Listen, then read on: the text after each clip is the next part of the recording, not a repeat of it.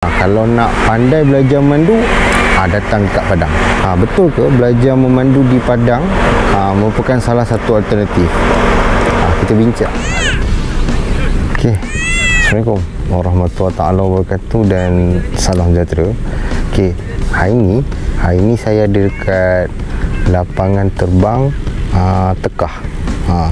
Kiranya kat kawasan saya lah, taping kan. Sedikitlah info pasal Tekah ni. Tekah ni merupakan tempat lapangan terbang yang dibina pada tahun 1929. Dan dia merupakan lapangan terbang yang pertama di Taiping, dan Tekah merupakan lapangan terbang pertama di Semenanjung lah. Uniknya Taiping tu Tekah ni lah salah satu dia kan. Kita boleh tengok lah Tekah ni tempat orang bersantai kan, orang main bola, lepas tu main layang. Sekarang cakap tempat santai lah, tapi bukan saya nak lagi satu ni tempat kapal-kapal kan. Ni tempat-tempat kapal lah, selalunya budak kan. Okey, tapi saya bukan cerita pasal aktiviti tu. Saya nak cerita pasal orang training. Orang selalu datang kat Padang ni, dia orang akan training memandu, bagi newbie, bagi peram. Ni merupakan tempat alternatif lah orang nak training belajar memandu. Saya bagi 3 sebab kenapa Padang bukan tempat sesuai untuk belajar memandu. Yang pertama, saya rasa semua faham maksud saya. Bila kita drive kereta, bila kita memandu kereta tanpa lesen, ia merupakan satu kesalahan. Benda tu tak perlu kita hurai panjang lah. Yang pertama, merupakan kesalahan. Yang kedua, mungkin ada yang mengatakan belajar memandu di Padang ni kita nak belajar benda-benda basic. Mungkin betul dan mungkin juga tak betul. Lebih kurang macam ni lah. Belajar memandu kat Padang, mungkin diorang nak tahu pusingan steering macam mana, nak main pedal minyak sebagainya. Saya nak menyokong hujah tu pun rasanya tak apa nak kuat hujah tu. Sebab di Padang ni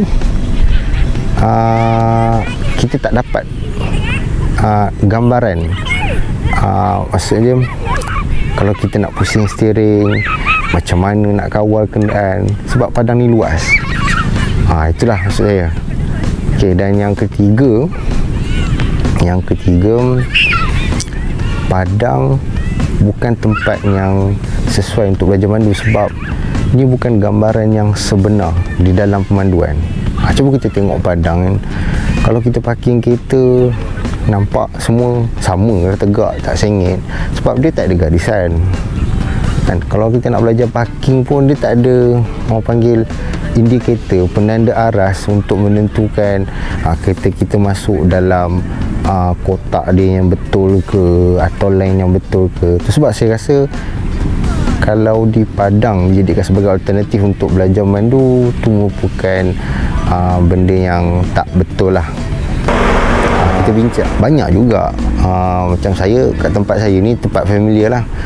Kalau sebelum nak mengajar memandu tu, saya akan kan, calon-calon saya tanya ada experience tak drive.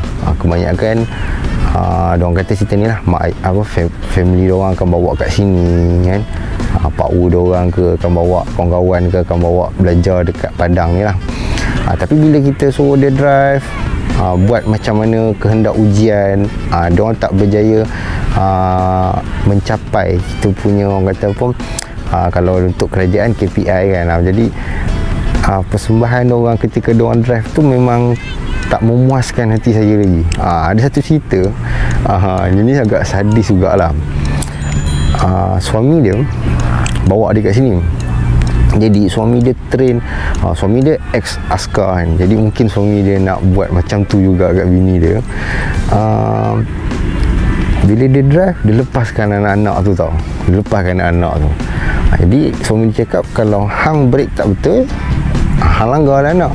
Tu suami dia punya skill. Nak bagi bini dia hebat belajar memandu kan. Tapi bila belajar mandu dengan saya, sebab dia cakap dengan saya, dia tak faham. Bukan saya nak condemn orang yang mengajar di padang ni, bukan tu kan niat saya. Tapi saya nak cerita, kalaulah kita jadikan padang ni sebagai tempat permulaan belajar mandu, tu sebab salah. Sebab kebanyakan tanyalah mana-mana instruktor, experience calon tu, kalau calon yang dah pandai bawa kereta tu lain cerita. Yang tu sebab dia dah dia drive kat luar, cuma dia tak ada lesen, yang tu lain. Ni kita cerita orang yang newbie kan. Bila dia sampai dekat litar, memang dia kebanyakan memang tak boleh buat. Kebanyakan itu maksud saya kan. Kita bincang. Okey, jadi kesimpulannya, bagi calon-calon newbie, calon-calon peram, kita kena ingat, kalau peram, korang dah ada lesen kan, tak perlu jadikan padang ni sebagai tempat untuk kita starting point kita untuk kita belajar drive. Tapi kalau untuk calon newbie, tak perlu takut.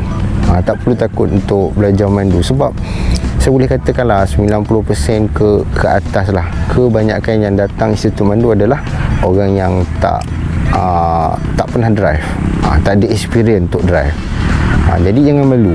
Kalau anda kata umur anda meningkat, anda punya umur bukan lepas saya SPM tapi tak pandai drive, kan, ramai lagi macam tu. Jadi semoga perkongsian saya ni bermanfaat. Kita jumpa lagi pada video akan datang. Assalamualaikum warahmatullahi wabarakatuh dan salam sejahtera.